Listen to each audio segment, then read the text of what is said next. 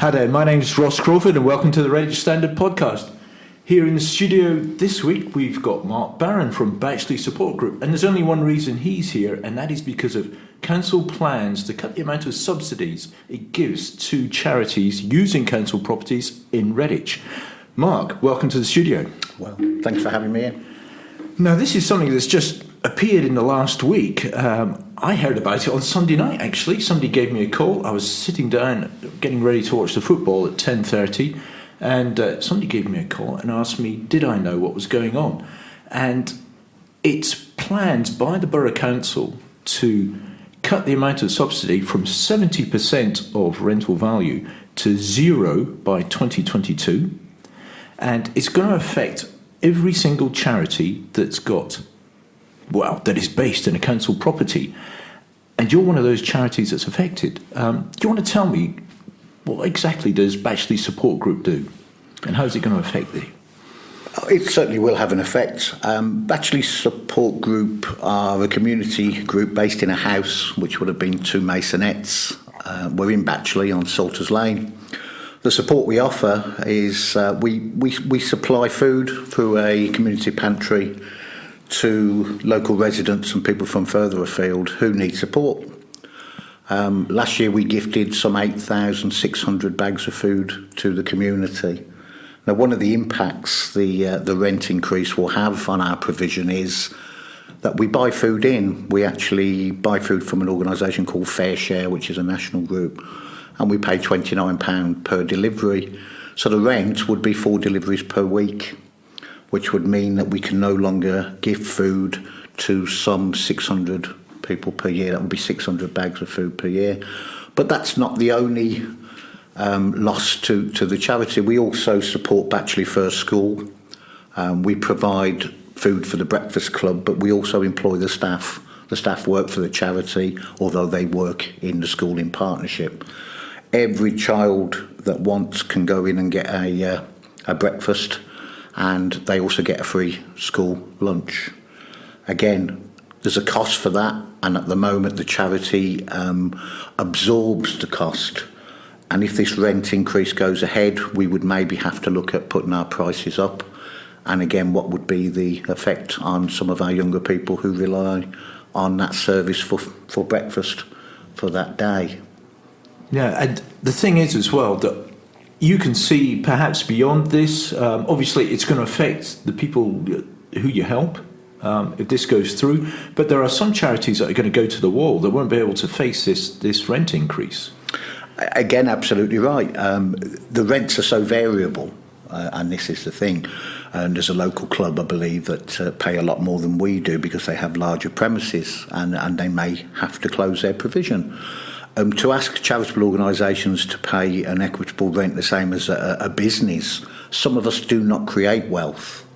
We're supporting people in the community that have nowhere else to go, and it means we cannot charge for some of our services. Where we can, we do, and we think it's important that people have the opportunity to also support themselves. However, we need a base. We need somewhere to be, we need to be in the community, and we need to keep the costs as low as we possibly can. That's right, and there's organisations like Reach CIC in Winyates, there's the Oasis shops in Winyates and in Woodrow.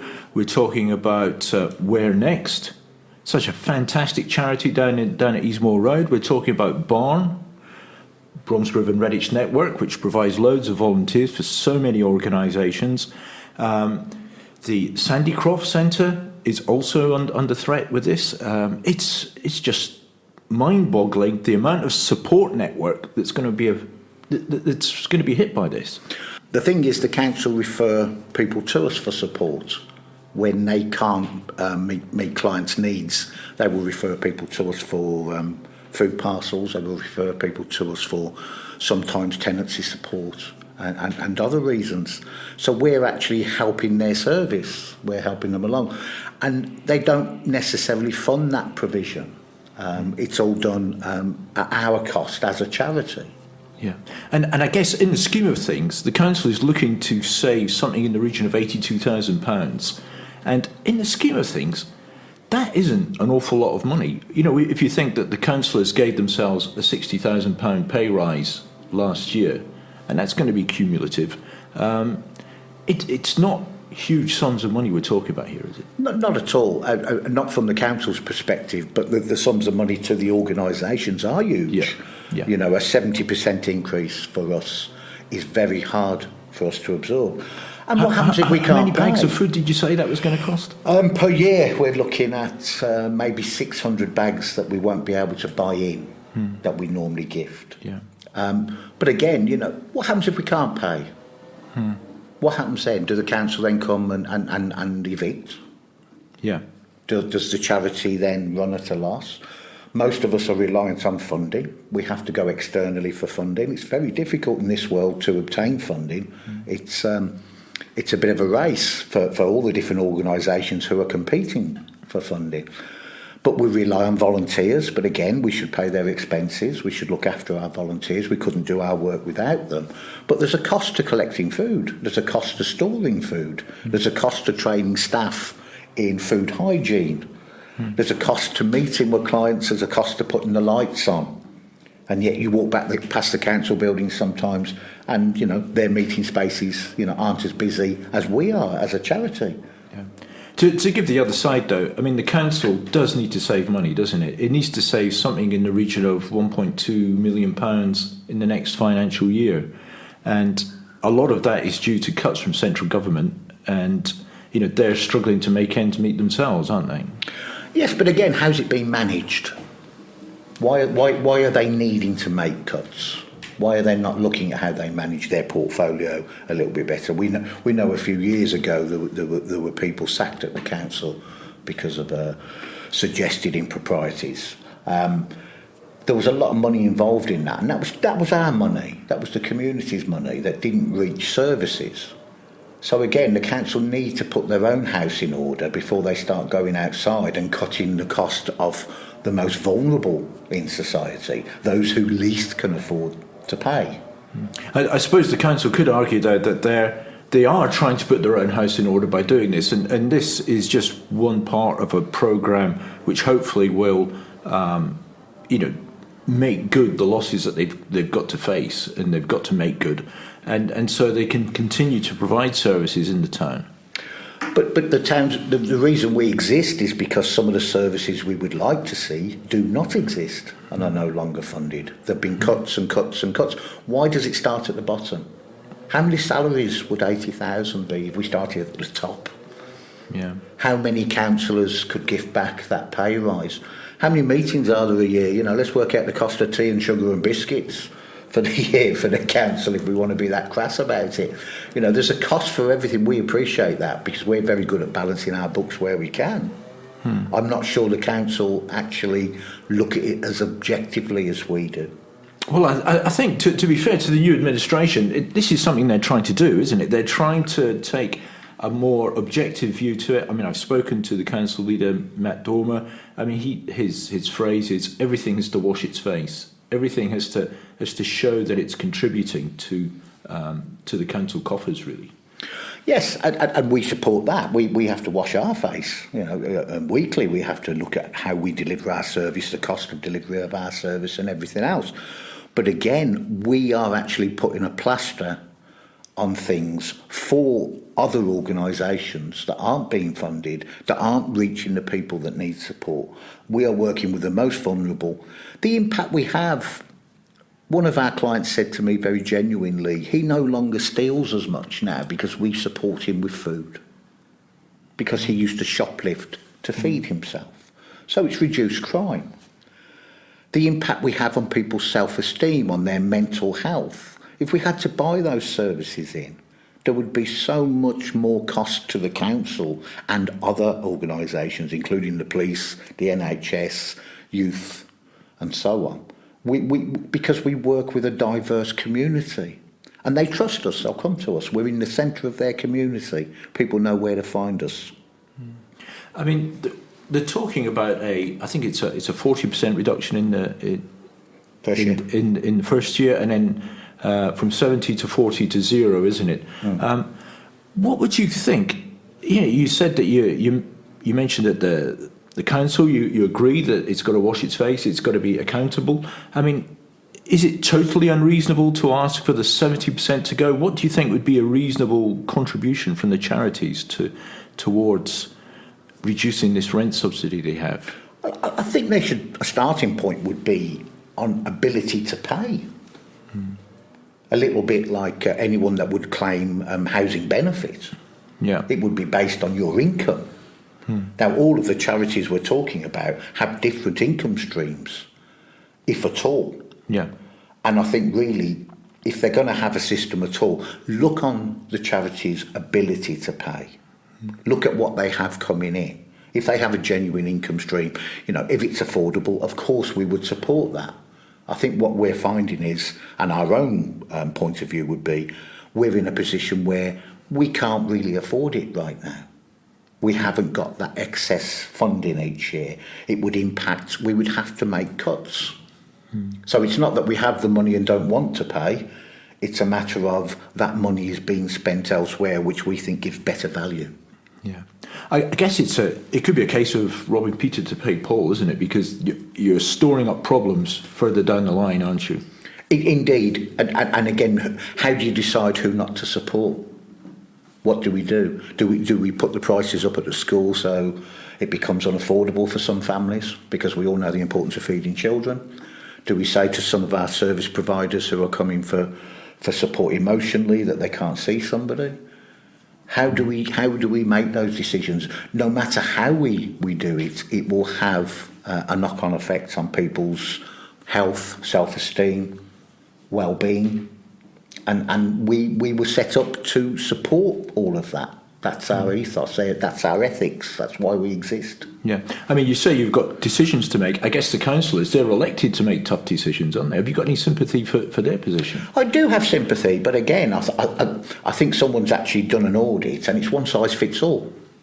70%, one size fits all. And we know when you applied for the grant originally, it wasn't one size fits all. Not everyone would have got automatically the 70%, I believe. Yeah. But I gather that they're all on 70% now. I believe so. Yeah. But then a lot of these charities have been established for a lot of years. And we all know to open the door and keep the lights on costs money. Where do we go? How do we move forward? There needs to be discussion. I certainly will be at the meeting to put our case forward. And to say, but not just for us. I think that's a very selfish attitude to have. I think we support other charities in the area too, because we all offer value, we all offer support. We're all in different parts of the town that allows easy access for clients, and we refer to each other, we support each other. So I think it's a common cause here. Yeah, and I mean, I've spoken to Sarah Lee at Matchborough Boxing Club. I mean, they're one of the organisations that say they doubt if they'll be able to survive. Come year two, because of the subsidy. She says she takes no salary. Yeah.